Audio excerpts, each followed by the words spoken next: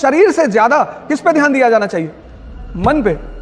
इस दुनिया में सारा खेल शक्ति का है और शक्ति के सृजन में मन की बड़ी भूमिका है। आप बादाम का तेल लगा रहे हो सर में, बादाम का शैम्पू लगा रहे हो, भाई तुम्हारे बहुत सारे स्टूडेंट होंगे जिनके बाल गिर रहे होंगे, चुनौती है, स्ट्रेस है, प्रेशर है, उससे तुम्हारे बाल गिर रहे हैं। इसीलिए तुम देखो बुद्धिस्ट संघ को अगर देखो या मठों को देखो तो स्टूडेंट के बाल सेव करा दिए जाते हैं।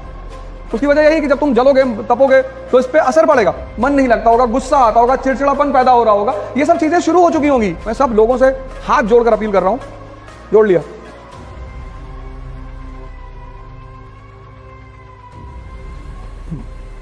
जय हिंद फ्रेंड्स।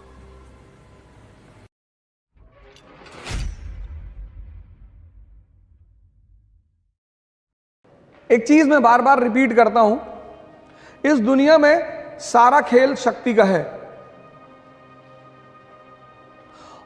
और शक्ति के सृजन में मन की बड़ी भूमिका है। इस पूरी लाइन को सुनिएगा, शक्ति के सृजन में मन की बड़ी भूमिका है। आपका पूरा जीवन मन पे, इसलिए दुनिया के जितने भी धर्म हैं उसमें सजदा का, सर झुकाने का बड़ा इंपॉर्टेंस है। आप मंदिर में भी सर झुकाते हुए लोगों को देखोगे, मस्जिद में भी देखोगे, कहीं भी जाओगे तो सर झुकाने का बड़ा कॉन्सेप्ट है, क्योंकि मनुष्य का पूरा जीवन यहां से संचालित है। स्टीफन हॉकिंस की फोटो अगर कभी आप देखो, शरीर खराब है, मन ठीक है, नोबेल प्राइज विनर, 24 प्राइज दुनिया में। और दुर्योधन की अगर आप फोटो देखो तो पूरा शरीर ठीक है, दिमाग खराब है। मैंने कहा ना, आपने देखना बंद कर दिया। आप बादाम का तेल लगा रहे हो सर में, बादाम का शैम्पू लगा रहे हो, बादाम का साबुन लगा रहे हो और खा रहे हो गुटखा।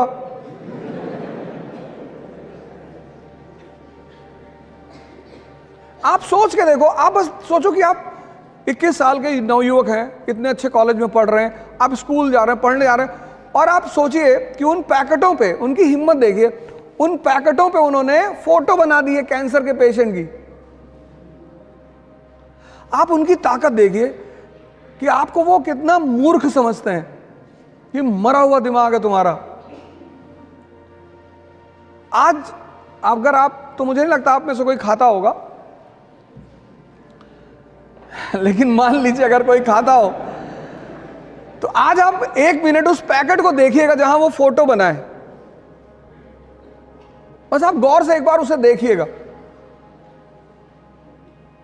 तो जब सारा संचालन मन से होगा, सारा, तो शरीर से ज्यादा किस पे ध्यान दिया जाना चाहिए? मन पे। स्वामी विवेकानंद गए यूरोप, अमेरिका, कोई टाई नहीं, कोई सूट नहीं, कुछ नहीं, कितना सम्मान हुआ। तो वो सम्मान किसका था? ज्ञान का। आज डॉक्टर अंबेडकर भगवान के समान इस देश में हैं, वो सम्मान किसका है? उनके ज्ञान का। किसने उन्हें इतना ताकतवर बनाया? ज्ञान ने। कभी आपको मौका लगे, आप डॉक्टर अंबेडकर की एक किताब जरूर पढ़ना, कंपलसरी पढ़ना। मतलब 2 किताबें तो आपको पढ़नी चाहिए। एक एपीजे कलाम की इग्नाइटेड माइंड्स पढ़नी ही चाहिए आपको। आपको पता चलेगा कि यूथ को क्या क्या कर, उसमें 13 चैप्टर हैं, और वो 13 चैप्टर नहीं है, वो 13 नियम है। जैसे पहला चैप्टर में उन्होंने ड्रीम पे चर्चा की है, सपने पे, कि हर व्यक्ति को सपना देखना चाहिए। तो अंबेडकर की एक किताब है, डॉक्टर अंबेडकर की, Buddha and his gospel, Buddha और उनके उपदेश। प्लीज आप कम से कम जीवन में ये 2 किताब जरूर पढ़ी, एक इग्नाइटेड माइंड्स और एक बुद्धा एंड हिज गॉस्पेल। और इन दोनों किताबों का जो एसेंस है, सार, वो यही है कि व्यक्ति को सबसे ज्यादा काम अपने मन पे करना चाहिए।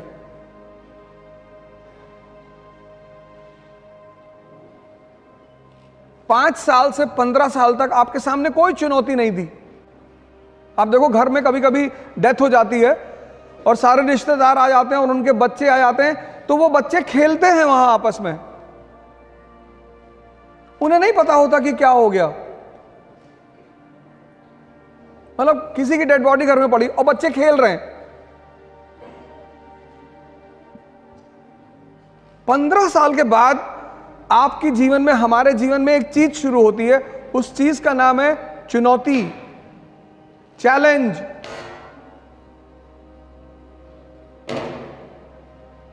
तभी तो रश्मि रथ में एक स्टैंजा है पूरा, आप सबको वो पढ़नी चाहिए।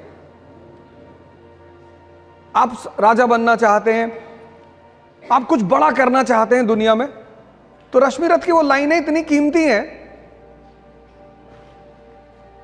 वसुधा का नेता कौन हुआ? वसुधा मतलब धरती, इसका नेता कौन हुआ? भूखंड विजेता कौन हुआ? सिकंदर की बात हो रही है। अतुलित यश क्रेता कौन हुआ? भगवान श्री कृष्ण। नवधर्म प्रणेता कौन हुआ?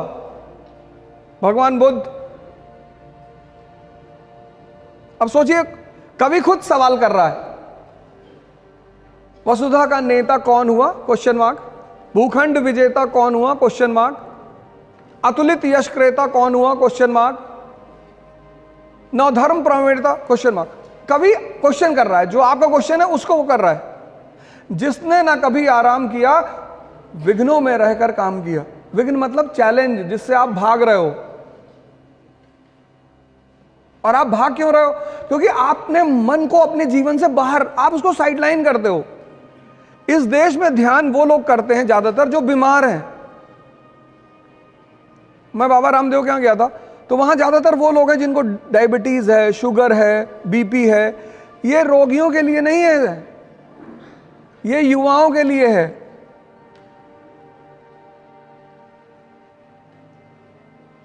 जिसने ना कभी आराम किया, विघ्नों में रहकर काम किया। अब आपके जीवन में चुनौतियां आ रही हैं, आप गौर से देखो। 50% लोग जो यहां खड़े हैं मिडिल क्लास के होंगे।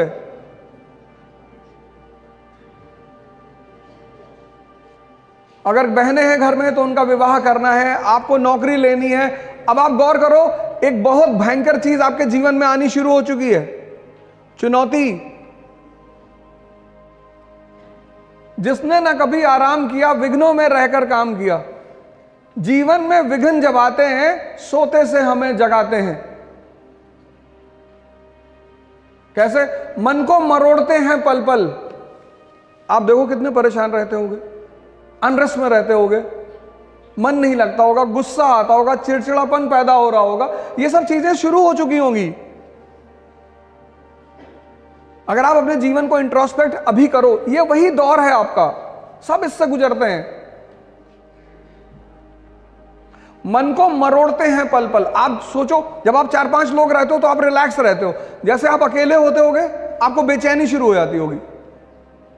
ये चीज इस यहां जितने लोग खड़े उसमें से 80% को होता होगा, गारंटी। आपको बेचैनी, आप चाहते हो कि बाहर निकल जाए, अकेले ना रहें, नींद रात में नहीं आएगी। तो आप कहोगे कि रात भर मैं पढ़ता हूं।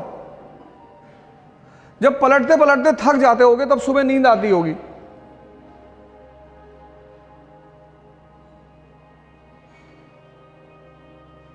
मन को मरोड़ते हैं पल पल, तन को। कहीं बीमारी हो गई, कहीं पेट में दर्द हो गया, किसी को माइग्रेन होगा। आजकल के सबसे बड़ा रोग माइग्रेन है। माइग्रेन इसीलिए कि सपने भी बड़े हैं और चुनौतियां भी बड़ी हैं, और दोनों में लड़ाई चल रही है। कि इस देश की सबसे बड़ी विधा है ध्यान। ध्यान मतलब ये नहीं कि आंख बंद करके 3 घंटे लेटे, उसको हरामखोरी है। ध्यान मतलब देखना, अपने आप को देखना। उसमें एक प्रक्रिया है। भारत में बड़े सारे सेंटर्स हैं, विपासना के सेंटर्स हैं। बुद्ध ने यह खोज की थी, इस विधि की, विपासना की। विपासना का मतलब होता है आन-पान सत्ती, अपने आप सांसों को आते जाते हुए देखना। आप जब भी परेशान हो, इस ट्रिक को लगाइएगा, अपनी सांसों को देखिएगा। आपका मन क्या है ये आपको नहीं पता, विचार कहां से आते हैं ये आपको नहीं पता, और विचार कौन से आएंगे ये भी आपको नहीं पता। मैं क्लास ले रहा था अर्ली इन द मॉर्निंग 8 बजे, एक लड़का आगे ही बैठा था और 700-800 की क्लास थी। तो कुछ देर बाद वो बाहर निकला, फिर आ गया। तो ऐसा होता रहता है, लड़के जाते रहते हैं आते रहते हैं, वो कोई दिक्कत नहीं है। फिर 15 मिनट बाद वो फिर बाहर निकल गया, तो मुझे लगा इसका शायद तबीयत खराब होगी, फिर आगे बैठा। फिर तीसरी बार जब वो उठा तो मैंने उसे रोका, मैंने कहा क्या हो रहा है? कह रहा सर मुझे बार बार लग रहा है कि भूकंप आ रहा है। ये तुम्हारा मन ही तो है, विचार फेंक देता। तुम बैठे हो और विचार कब फेंकेगा? जब पढ़ने बैठोगे तब। तुम पूरे दिन घूमो, ये तुमसे कुछ नहीं कहेगा। जैसे तुमने किताब खोली एक विचार फेंक देगा, सीतापुर वाली बुआ पापा से मकान में हिस्सा मांग रही।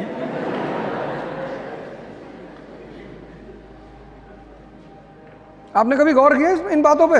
नहीं किया होगा। यह ध्यान है उस विचार को देखना कि मांगने दो हिस्सा। मुझे पढ़ना है, आईएएस बनना है, डॉक्टर बनना है, इंजीनियर बनना है, विधायक भी बनना है। सब आईएएस ही बन रहे, विधायक कोई बनने को तैयार नहीं, सांसद भी बनना है, और फिर बुआ जी का मकान कब्जा करना है। वही जो तुम्हें विचार दे रहा है उसको तुम पलट कर क्यों नहीं दे रहे हो वापस? तुम उसके प्रभाव में आ जा रहे हो, एक्सेप्ट कर ले रहे हो। फिर वो तुम्हें अगले आधे घंटे नचा रहा है और तुम्हारा मन थक गया। मैं सब लोगों से हाथ जोड़कर अपील कर रहा हूं, जोड़ लिया, कि आप सभी लोग ध्यान से जुड़ें। आप सारे लोग ध्यान और योग की शुरुआत करिए। यह रिक्वेस्ट है मेरा आपसे, क्योंकि चुनौतियों से तभी लड़ पाओगे जब तुम्हारे अंदर ताकत होगी। मोटिवेशन एक उधार की चीज है जो मजदूरों के लिए होती है। इस बात को डायरी में लिख लो। यह मोटिवेशन की कहानी किसने शुरू की थी? वो फोर्ड ने। अमेरिका का व्यापारी बिजनेसमैन फोर्ड, उसको पता चला कि मजदूर ज्यादा काम नहीं कर रहे हैं, तो उसने कहा इनको मोटिवेट करो। Motivation is for workers, not for Kings. और जब आपके अंदर ताकत होगी मानसिक, कोई छोटा मोटा विचार आपको प्रभावित नहीं कर सकता। समाज, एक तो आपका खुद का विचार, फिर समाज। कुछ भी बड़ा काम करने जाओगे तो समाज में ऐसे 10 लोग मिलेंगे, डायरेक्टली नहीं इनडायरेक्टली। कभी अपने अगल बगल के लोगों को बोल के देखो कि हम आईएएस की तैयारी करने आ रहे हैं, फिर उनका ओपिनियन सुनो कि वो वर्मा जी की लड़की गई थी फिर पागल हो गई, तो सीधे आपको मना नहीं करेंगे कि मत करो।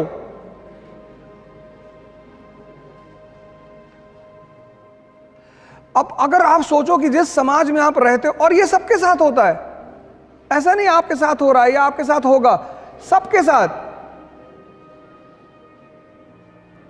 ध्यान शुरू करिए, योग शुरू करिए। यथार्थ गीता स्वामी अड़गड़ानंद जी ने लिखी है, बहुत अच्छी किताब। एक श्लोक पढ़िए। आपका जो धर्म है, आप अपनी किताब उठाइए। मैंने यथार्थ गीता पढ़ी है या मैं पढ़ रहा हूं तो मैं उसका नाम ले रहा हूं। आप अपना धर्म ग्रंथ उठाइए। सारे धर्म ग्रंथों में वही फॉर्मूला है। किसी संत महात्मा से जुड़िए, उसकी चिंता मत करिए कि 1-2 लोग पकड़े गए हैं। कभी 250 का नोट देखा मार्केट में? जिसका असली होगा उसी का नकली भी होगा। ये पश्चिम के लोग हमारे संतों से बहुत चिढ़ते हैं क्योंकि उनको शराब बेचनी है, बहुत सारी चीजें बेचनी है। अब वो एक्स का ऐड करते हैं, एक्स डीओ। एक लड़का कॉलेज जा रहा है, उससे कोई लड़कियां बात नहीं कर रही, वो बहुत डिसअपॉइंटेड है। फिर वो तीसरे दिन आता है, फिर वो एक्स लगा के जाता है, फिर परियां गिर रही है आसमान से।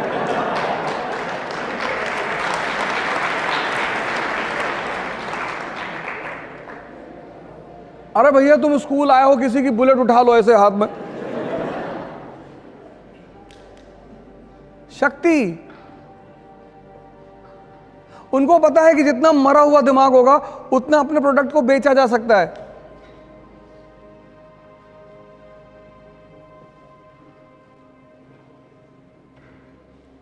भाई तुम्हारे बहुत सारे स्टूडेंट होंगे जिनके बाल गिर रहे होंगे, चुनौती है, स्ट्रेस है, प्रेशर है, उससे तुम्हारे बाल गिर रहे हैं। सबके गिरेंगे। इसीलिए तुम देखो बुद्धिस्ट संघ को अगर देखो या मठों को देखो तो स्टूडेंट के बाल सेव करा दिए जाते हैं। उसकी वजह यही कि जब तुम जलोगे तपोगे तो इस पे असर पड़ेगा।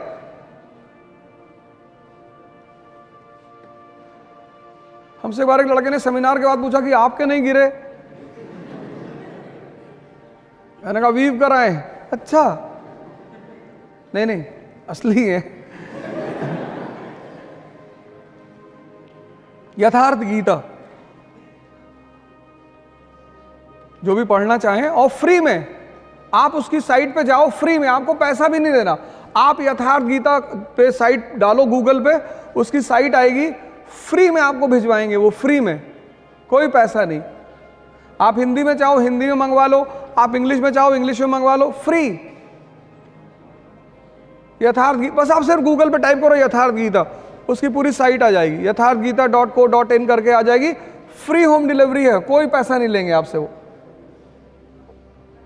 प्रणाम सर जी। सर मेरा नाम आकर्षित दीक्षित है। सर एक बहुत छोटा क्वेश्चन है सर। हाँ, सेल्फ डाउटनेस कभी लगता पहाड़ पर टाल डालेंगे दुनिया हिला देंगे, ताकत उठता नहीं कभी कभी, तो कभी कभी ऐसा लगता है कि क्या हो, उसको बता। नहीं, तुम अपने आप को आज तक कभी आंख बंद करके अपने आप को समझने की कोशिश की? कितनी बार? 1 घंटे आंख बंद करके बैठते हो? हाँ,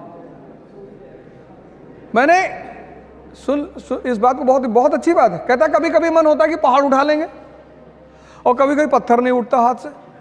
कितनी अच्छी, कितनी ईमानदारी से ये आदमी बात कह रहा है। ये हम सबकी हकीकत है, ये हम सबकी हकीकत है। ये जो आदमी बात कह रहा है, ये एक आदमी की बात नहीं, ये हम सबकी है। तो सुनो क्या होता है उसमें। ये जो तुम्हारा सबकॉन्शियस, ये जो सारा ये मन ही तो है। हाँ, वो ऐसे चलता है, ऐसे पैराबोला बनाता है, ऐसे विचार फेंकता है, विचार।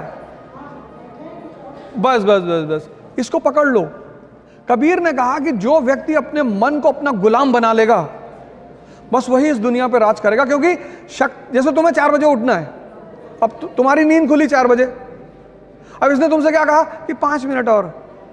इतनी ठंडक में कौन उठता है? नेहरू जी 11 बजे सो के उठते थे। तुमने एक बात इसकी गौर की, जो काम इसे तुमसे कराना होता है उसके लिए बड़े अच्छे अच्छे एविडेंस देता है। ये कोई सिगरेट पीता है तो उससे कहता है नेहरू जी भी पीते थे, स्टालिन भी पीते थे। अरे स्टालिन नाली का पानी पीता था, पियोगे? बस जैसे ही तुम्हारी 4 बजे नींद खुले और ये तुम्हें राय देने लगे, उसको राय को पकड़ लो तुरंत कि अच्छा हम ही को समझा रहे हो। इस दुनिया में हर व्यक्ति अपने मन से परेशान है, लेकिन चूंकि वो उसे देख नहीं पाता, इसलिए दूसरे को परेशानी का कारण बताता है।